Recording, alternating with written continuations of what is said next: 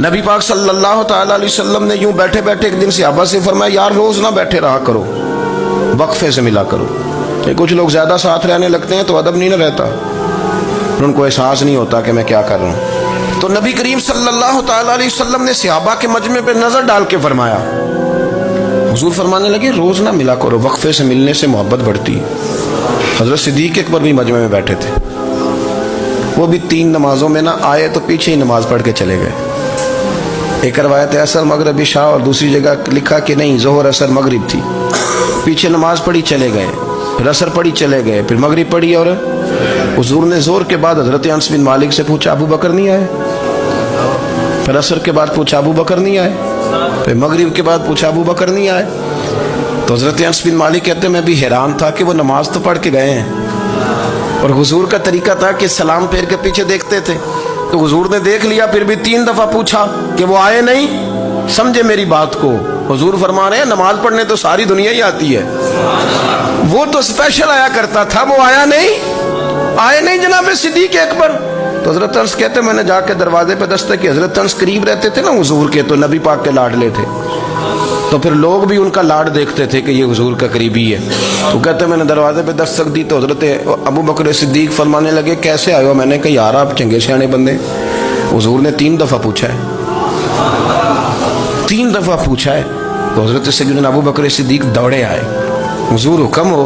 نبی کریم نے فرمایا یار سارا دن تو نظر ہی نہیں آیا، تو کدھر تھا تو؟ سارا دن ملا ہی نہیں. اللہ کرے آپ کے اس جملے کے حسن کی سمجھ آئے.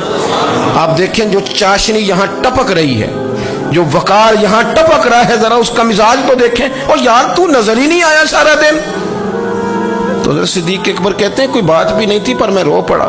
میں نے کہا حضور آپ نے تو فرمایا تھا کہ ذرا وقفے سے ملا کرو، محبت بڑھتی ہے. تو حضور فرمانے لگے ابو بکر میں نے کہا تھا پر تجھے تو نہیں نہ کہا تھا، تو کوئی اور تھے جن کو کہا تھا، تجھے تھوڑا کہا تھا. اور اتنے بڑے جملے نہیں ملیں گے.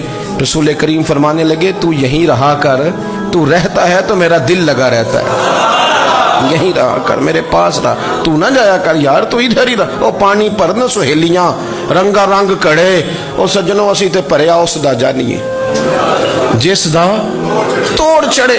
آپ ذرا اس لطف کو آپ دیکھیں، اس ذائقے کو. میرا دل کرتا ہے کہ میں یہ حدیث نہ لوگوں کی روحوں تک اتار دوں. حضور فرماتے ہیں میں نے جس کے سامنے دین پیش کیا اس نے دلیل مانگی. وہ بھی کوئی اپنا ہے جو اپنوں سے دلیلیں مانگے، وضاحتیں مانگے، یہ کیسے تھا تو وہ کیسے تھا، تو یہ چیز کدھر سے آئی تو وہ کدھر گئی.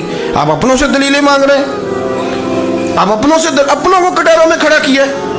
حضور یہ نہیں فرماتے کہ دلیل تھی کوئی نہیں، فرمایا جس نے مانگی میں نے دی دلیل، اور لوگ دلیل دیکھ کے مسلمان ہوئے.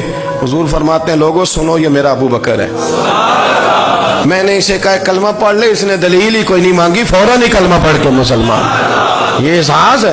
یہاں تو تھک گئے لوگ اپنوں کو دلیلیں دیتے، وہ جی ویسے کیسے تھا، تو ایک بندہ یہ کہہ رہا تھا تو دوسرا کہنے دے جو دنیا کہتی ہے. تو اپنی بات کر، تو بتا تو کیا کہتا ہے، اپنی رائے بیان کر، تیرا نظریہ کیا ہے، تیرا ذوق کیا ہے، تو چھوڑ لوگ کیا کہتے ہیں، اپنی بات کر. اگر ابو بکر صدیق لوگوں کے کہنوں پہ چلتے تو مکہ تو سارا کچھ اور کہہ رہا تھا. اس وقت تو کچھ تھا ہی نہیں جو کہتا کہ نہیں تو ٹھیک چل رہا ہے، دنیا ساری کچھ اور کہہ رہی تھی. لیکن صدیق اکبر کہہ رہے تھے نہیں نہیں، سچ وہ ہے جو مدینے والے رسول فرماتے ہیں، سچ وہ ہے جو میرے آقا نے فرمایا ہے. اپنی زندگی میں انہوں نے بتایا لوگوں کو کہ دین کا مزہ لینا ہے تو پھر ذرا غلامی کر کے آتا ہے، پھر ذرا پورا پیار کر کے آتا ہے، پھر پوری محبت دے کے پھر غلامی کا مزہ